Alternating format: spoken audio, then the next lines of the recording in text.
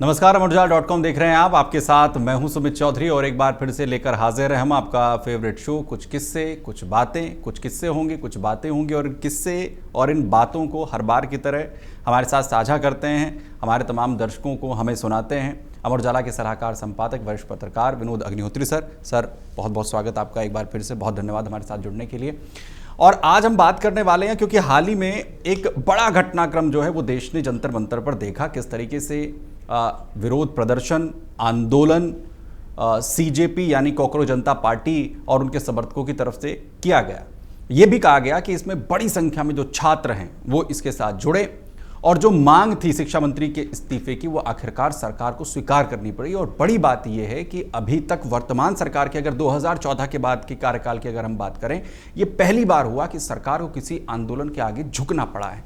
तो क्या ये कोई पहला इस तरीके का आंदोलन था, अगर हम पूरे भारत के आज़ादी के बाद के इतिहास की बात करें, जिसने देश की राजनीति को झकझोर कर रख दिया, या ऐसे पूर्व में भी आंदोलन रहे और कौन कौन से वो आंदोलन हैं जिन्होंने, उन छात्र आंदोलनों ने सरकार को झुकने के लिए मजबूर किया? उन्हें कुछ किस्से, उन्हें कुछ बातें आज सर से हम यहां पर करने वाले हैं। सर, बहुत चर्चा इस बात की हो रही है कि 2014 के बाद से एक कॉमा लगाकर कहा जा रहा है कि किसी आंदोलन ने 2014 के बाद वर्तमान सरकार में झुकने को मजबूर कर दिया, सरकार को इस्तीफा जो है वो लेना पड़ा शिक्षा मंत्री का। लेकिन जब हम इससे पूर्व की सरकारों की बात करते हैं तो आखिर देश में वो कौन कौन से छात्र आंदोलन हुए हैं जिन्होंने सरकारों को, या युवा जो आंदोलन हुए जिन्होंने सरकारों को झकझोर दिया या उन्हें मजबूर किया सुनने के लिए उन आंदोलनकारियों की, या सीजेपी ने कुछ अनोखा कर दिया है, पहली बार ऐसा हुआ है, या ये जो जेनजी कहा जा रहा है बार बार कि जेनजी जो है बिल्कुल अनोखे हैं, विरले हैं, या ऐसा है?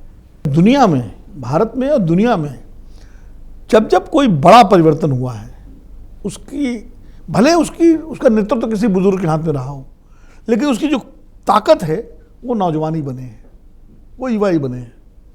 सन 42 में जब महात्मा गांधी जी ने आंदोलन का नारा दिया था अंग्रेजों करो के खिलाफ, अंग्रेजी सरकार के खिलाफ, करो या मरो वाला नारा था, डू और डाई। और उसमें उन्होंने अपील की थी छात्रों से भी कि भाई अब स्कूल कॉलेज छोड़ करके सड़क पर रह के सत्याग्रह करें, और छात्रों ने रिस्पॉन्ड किया था उसको। 15-15, 16-16 साल की उम्र के बच्चे और 18 साल 20 साल के निकल करके आए थे। क्रांतिकारियों की पूरी जमात जेनजी थी हमारे आज़ादी के आंदोलन में। भगत सिंह तो 23 साल 24 साल की उम्र में फांसी भी चढ़ गए थे। ऐसे 25-26 साल की उम्र में चंद्रशेखर आज़ाद फांसी भी चढ़ गए थे। खुदीराम बोस 12 साल 13 साल की उम्र में उन्होंने किया था, 14 साल की उम्र में फांसी भी चढ़ गए थे। तो वो भी पूरी जमात जो थी सारे क्रांतिकारियों की। आज़ादी के बाद जो है कुछ समय तक तो चूँकि देश आज़ाद हुआ था, 47 में नेहरू जी प्रधानमंत्री बने थे और नेहरू जी खुद नौजवानों के दिलों पर राज करते थे। गांधी जी के बाद अगर सबसे ज़्यादा कांग्रेस में कोई नौजवानों को पसंदीदा नेता जवाहरलाल नेहरू थे और सुभाष चंद्र बोस थे। सुभाष चंद्र बोस चूँकि चले गए कांग्रेस छोड़ करके, और वो जर्मनी चले गए, रूस चले गए, विदेश से, फिर उन सेना बनाई आज़ादी हिंद फौज, तो वो उस तरह से एक दूसरे तरह का आंदोलन उन्होंने किया, सशस्त्र संघर्ष का। लेकिन कांग्रेस के नेताओं में या तो नौजवानों को सबसे ज़्यादा भगत सिंह ने प्रभावित किया था, और कांग्रेस के नेताओं में नेहरू जी। इसीलिए भगत सिंह को जब फांसी हो रही थी तो भगत सिंह ने जो चिट्ठी लिखी थी पंजाब के नौजवानों के नाम, उसमें उन्होंने लिखा था कि मेरे बाद जो है, जाने के बाद अगर आप किसी को देखें और किसी को स्वीकार करें अपने नेता के रूप में, तो जवाहरलाल नेहरू को स्वीकार करें। तो आज़ादी जब मिली तो नेहरू जी वैसे ही लोकप्रिय थे, तो करीब 10 साल के आसपास आप मान के चलिए, 10-12 साल एक ठहराव सा रहा। लेकिन उसके बाद फिर नौजवानों को गोलबंद करना शुरू किया डॉक्टर राम मनोहर लोहिया ने, और नारा दिया कि देश की जनता भूखी है, ये आज़ादी झूठी है। और नौजवानों के मुद्दे फिर सबको शिक्षा एक समान वाला नारा, चपरासी का बेटा हो या हो राजा की संतान, सबको शिक्षा एक समान। तो ये तो नौजवानों को ही प्रभावित करेगा नारा था। तो इस तरह से लोहिया जी ने जब 60 के दशक में 65, 66, 67 तक रहा, तो विश्वविद्यालयों की राजनीति को सबसे ज़्यादा समाजवादी विचार ने प्रभावित किया। शुरुआत कैसे हुई थी सर इसकी? भाई जब कांग्रेस सोशलिस्ट पार्टी से अलग हुई, कांग्रेस से, और लोहिया, नरेंद्र देव, और सारे अरुणा असफ अली और तमाम सारे जो जयप्रकाश जी, ये जो नेता थे, इन्होंने जब सोशलिस्ट पार्टी बनाई और उसके बाद उसकी एक यूथ विंग बनी, क्योंकि उस समय ये लोग भी युवा थे, ठीक, और वो यूथ विंग बनी और उसके बाद समाजवादी युवजन सभा उसका नाम था। और उसने जो छात्रों के बीच उत्तर भारत में सबसे ज्यादा अगर छात्रों को प्रभावित किया वैचारिक रूप से तो एसवाईएस ने किया।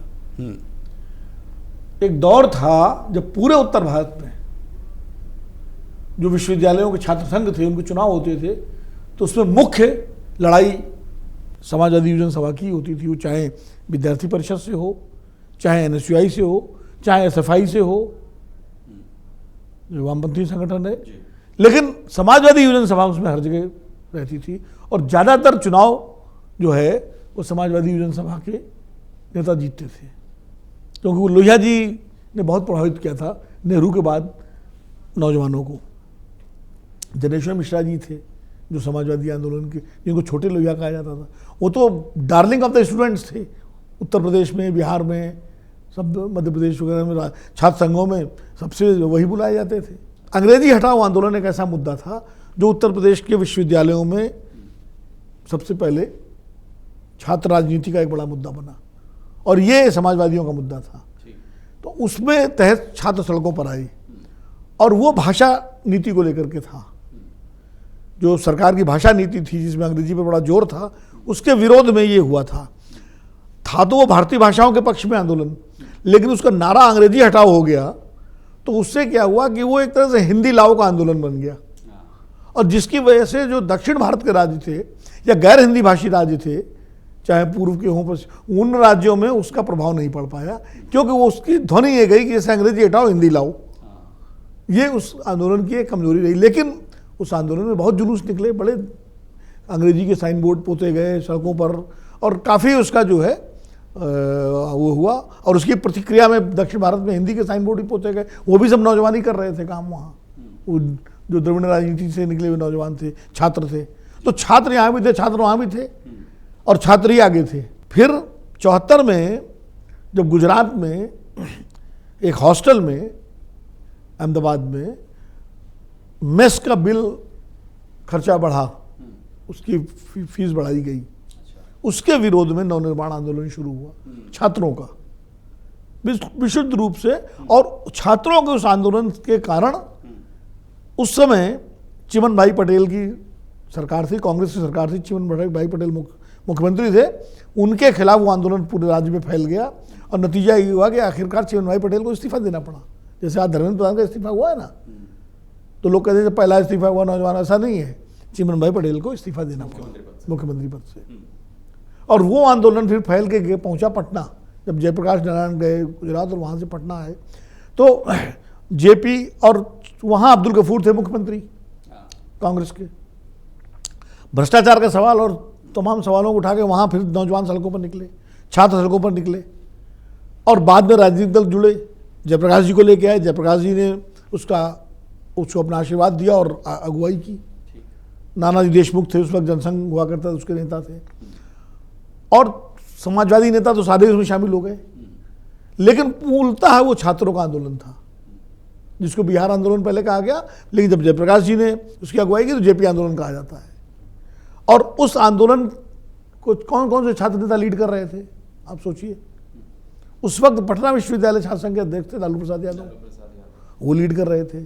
नीतीश कुमार उस आंदोलन में शामिल थे, और दिल्ली में अरुण जेटली अध्यक्ष थे दिल्ली विश्वविद्यालय छात्र संघ के। और बीएचयू बनारस हिंदू विश्वविद्यालय जो पूरे देश की, खासकर उत्तर भारत की छात्र राजनीति का सबसे बड़ा केंद्र होता था, कहते थे वहीं से दिशा तय होती थी छात्र आंदोलन की। उसके अध्यक्ष कौन थे छात्र संघ के? मोहन प्रकाश, जो अब इसमें कांग्रेस में है। और आज तक हम लोग उनको छात्र नेता के ही रोल में देखते हैं अपनी। और ये हमेशा रहा है कि जो छात्र राजनीति से नेता निकले हैं वो चाहे किसी पद पे पहुंचाएं, चाहे कितना बड़ा कद हो जाए, लेकिन वो स्टूडेंट लीडर वाला जो तेवर है वो कभी नहीं छोड़ते। वो शरद यादव वो जबलपुर विश्वविद्यालय के छात्र संघ अध्यक्ष थे। उसके बाद आप आइए 80 का दौर तो किसान आंदोलनों का दौर था, उसमें छात्र राजनीति बहुत ज़्यादा जो है, चूँकि 80 के बाद धीरे धीरे छात्र संघों की पकड़ कमजोर होने लगी थी और कई जगह छात्र संघों के चुनाव ही जो है बैन हो गए थे राज्यों में। और 80 के दशक में भारत में जो सबसे बड़ा छात्र आंदोलन था, हालांकि पूर्वोत्तर तक सीमित था, वो असम का था। जब असम गण परिषद नाम की पार्टी बनी, उससे पहले आसू, ऑल असम स्टूडेंट यूनियन, तो असम में नागरिकता के सवाल को लेकर, असमिया पहचान के सवाल को लेकर के जो आंदोलन शुरू हुआ इंदिरा गांधी के प्रधानमंत्री काल से लेकर के और राजीव गांधी के टाइम तक, राजीव गांधी के साथ भी समझौता हुआ असम, और उसके बाद असम गण परिषद बनी और चुनाव लड़ी, वो जबरदस्त आंदोलन था। पूरा असम एक कॉल में बंद होता था। 79 में हुआ, 79 से शुरू हुआ और 85 तक, 86 तक समझिए चला, जब वो समझौता हुआ राजीव गांधी ने किया, असम अकॉर्ड जो है, और फिर वहाँ चुनाव हुए और नई पार्टी बनी, सब नौजवान थे उसमें। उसका क्या किस्सा था सर? किस्सा क्या था? एक्चुअली आसू एक संगठन था छात्रों का, अखिल आसाम स्टूडेंट्स यूनियन।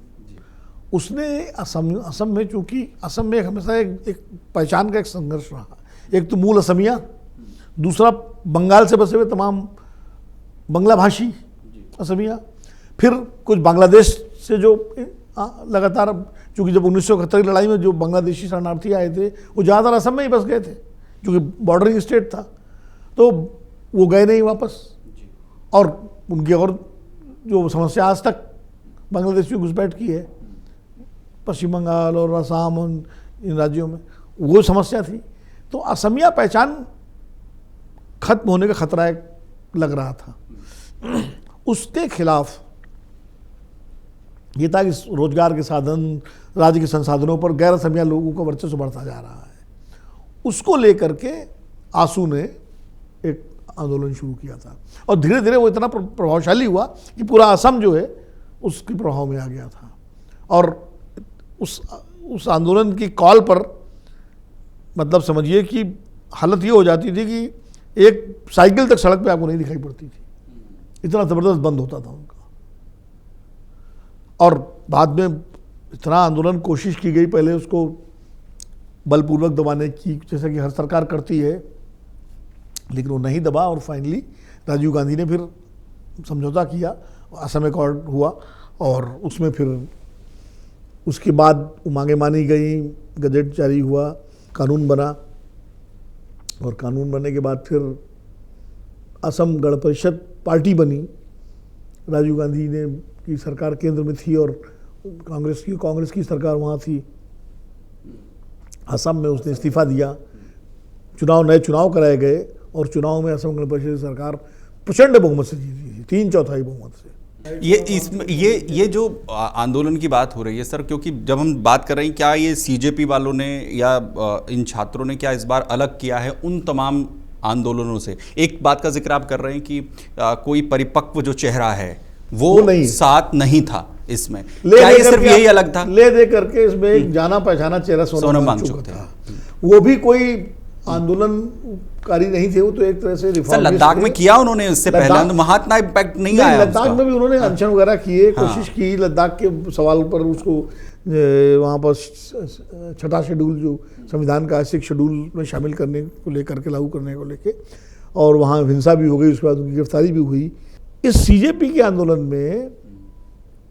लेकिन बार बार हम सीजेपी का आंदोलन कहते हैं, अलग अलग इसमें सीजेपी के अलावा लेफ्ट के भी ऑर्गेनाइजेशन शामिल थे। वो जो लड़की नेहा है वो तो आयशा की थी जिसने सबसे ज़्यादा अनशन किया, बड़ा अनशन किया। और स्ट्रक्चर जो इसमें था स्टूडेंट्स का, सीजेपी का तो कोई स्ट्रक्चर ही नहीं था सांगठनिक रूप से, वो तो लेफ्ट का था, SFI का था, AISF का था, आयशा का था, इनके छात्र संगठन के कार्यकर्ता और उन्हें पदाधिकारी थे। लेकिन अब चूँकि बातचीत सरकार से सीजेपी के लोग कर रहे थे, अभिजीत दीपके का नाम चर्चा में सबसे ज़्यादा आ गया था और सौरव दास और रेंका जो है वो लीड, तो इसलिए सीजेपी का आंदोलन बोल दिया गया। लेकिन मैं इसको सीजेपी का आंदोलन खाली नहीं मानता हूँ, मैं तो मानता हूँ ये छात्रों का आंदोलन था, उसमें सीजेपी अगुआ थी उसकी, ये मैं कह सकता हूँ। लेकिन इसमें बड़ी संख्या में तमाम ऐसे छात्र आए थे जो सीजेपी को नहीं जानते थे, लेकिन वो छात्रों के मुद्दे पर, नीट के मुद्दे पर, पेपर लीक के मुद्दे पर स्वतः स्फूर्त उससे आ गए थे। सोनम वांगचुक की भूषण अबील का असर पड़ा था। तो कहा तो ये जा रहा था अभिजीत दीपके भी चाहते तो वो भी नहीं रोक सकते। बिल्कुल, मैं तो जंतर मंतर होके आया था। अगर जो 20 तारीख के बाद जो मूड बन गया था और सोनम वांगचुक ने चिट्ठी भी डाल दी थी, लिख दी थी, इसमें डाइल्यूट कर दिया था उन्होंने मांग को, लेकिन बिल्कुल सुनने के मूड में नहीं थे बच्चे। और ये सही है, मैंने खुद कहा कई बार कि अभिजीत दीपके भी अगर उस वक्त कहते हैं कि नहीं अब चलो हो गया, तो नहीं मानते, क्योंकि इस आंदोलन ये आंदोलन लीडर सेंट्रिक नहीं था, ये इशू सेंट्रिक था। आंदोलन दो तरह के होते हैं, एक होता नेता केंद्रित, नेतृत्व केंद्रित, एक होता मुद्दा केंद्रित। ये मुद्दा केंद्रित आंदोलन था। इसके पहले का आंदोलन नेतृत्व केंद्रित, अन्ना आंदोलन नेतृत्व केंद्रित था। उसमें अन्ना हजारे पर सब कुछ टिका हुआ था। अन्ना चल देते लौट के तो लोग लौट जाते। सब मुद्दा तो उसमें भी था, मुद्दा था, मुद्दे पर नेता हावी था, हावी थे। और एक चीज और है कि जैसे फर्क, जैसे आपने कहा, बाकी आंदोलनों में थोड़ा समय लगा और उनको स्प्रेड होने में भी समय लगा। ये बहुत जल्दी हुआ। ये जल्दी हो गया, उसके दो कारण थे। एक तो आजकल सोशल मीडिया का जमाना है, और दूसरा चूंकि इसमें बच्चे थे सीधे आगे, सरकार से बात भी बच्चे कर रहे थे, लाठियां भी बच्चे खा रहे थे, नारे भी बच्चे लगा रहे थे, मंच पे भी बच्चे थे। तो इससे हर परिवार जुड़ गया, क्योंकि इसमें कोई ऐसा नेता का कोई ऐसा चेहरा नहीं था कि जिससे लगे कि ये अपनी राजनीति चमकाने के लिए आ गया यहाँ पर कोई नेता, या ये फलानी पार्टी इसमें जो है आकर के इसमें घुस गई। तो इससे हर परिवार, वो चाहे बीजेपी समर्थक परिवार हो, बीजेपी विरोधी परिवार हो, नॉन पॉलिटिकल फैमिली हो, सब। अब देखें ना, जिस तरह के वो आए, वो कि मतलब असम के एक मंत्री की बेटी, भाजपा की एक सांसद उड़ीसा की है, उनकी बेटी, इस तरह के जो आए, क्योंकि लोग उस, तो ये बिल्कुल एक, इसको मैं कहूँगा एक निश्चल किस्म का आंदोलन था। आउट ऑफ सिलेबस हो गया था सरकार के लिए, आउट ऑफ सिलेबस था सरकार के लिए। सरकार अभी तक जो डील करती थी उन आंदोलनों को, वो कहीं ना कहीं कुछ ना कोई वो सरकार उसमें कुछ निकाल लेती थी रास्ता। ये मतलब 18-20 दिन में अपनी उस पर आ गया। उसका कारण ये था, वही जो बता, मुझे जो लगता है कि एक तो आंदोलन स्वतः स्फूर्त था, दूसरा निश्चल किस्म का आंदोलन था, बच्चे थे, उनमें आप हिंदू मुस्लिम नहीं डाल सकते, उनमें आप सवर्ण अवर्ण का भेद नहीं डाल सकते, उनमें आप कोई राजनीतिक पार्टी के आधार पर साबित तो कम्युनिस्ट हैं और ये भाजपाई हैं और ये कांग्रेसी हैं, वो नहीं कर सकते थे। वो बच्चे थे, वो वामपंथी किस्म के नारे भी लगा रहे थे और वंदे मातरम और भारत माता की जय भी बोल रहे थे। एक वीडियो बहुत फेमस हुआ जिसमें उन्होंने कहा कि अगर पुलिस मारने आई तो राष्ट्रगान गाने लगे, एक जगह पुलिस ने डंडा उठाया तो खड़े हो गए। एक ने कहा मारो मारो मारो, मतलब वो गांधीवादी प्रयोग भी था वहाँ, अम्बेडकरवादी दृढ़ता भी थी कि भाई लड़ेंगे, संगठित भी थे। वो कोई पेशेवर आंदोलनकारी नहीं थे कि 2-4 बार आंदोलन कर चुके हों। तो अगर कोई पेशेवर से मेरा मतलब उसको नेगेटिव सेंस मत दीजिए।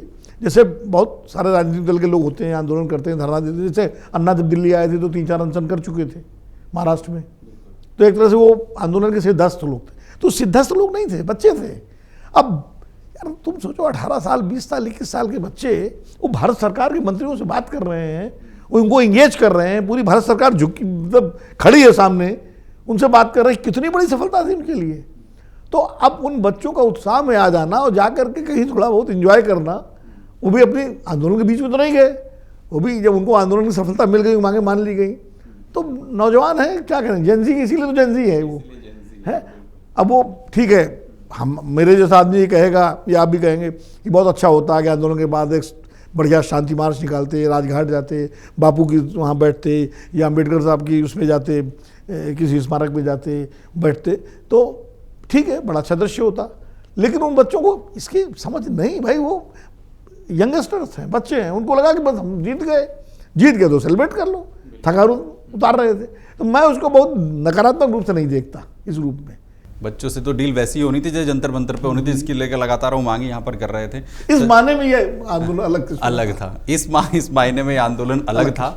हालांकि छात्र आंदोलन और युवा आंदोलन पहले भी होते रहे हैं और उन आंदोलनों का जिक्र भी इस तरीके से सर ने यहाँ पर किया कि वो कैसे भारतीय राजनीति में सरकारों को झुकाने में वो आंदोलन जो है वो कामयाब रहे हैं। और सीजेपी ने उसी परिपाटी का, या छात्रों ने उसी परिपाटी का एक बार फिर से अनुसरण कहीं ना कहीं किया है। सर बहुत शुक्रिया, आप हमारे साथ जुड़े, उन तमाम आंदोलनों का जिक्र आपने किया, उनकी जो यादें वो भी आपने जो है वो ताज़ा की। और बहुत शुक्रिया आप सभी का हमारे साथ जुड़ने के लिए, और बने रहिए अमर उजाला के साथ। बहुत धन्यवाद।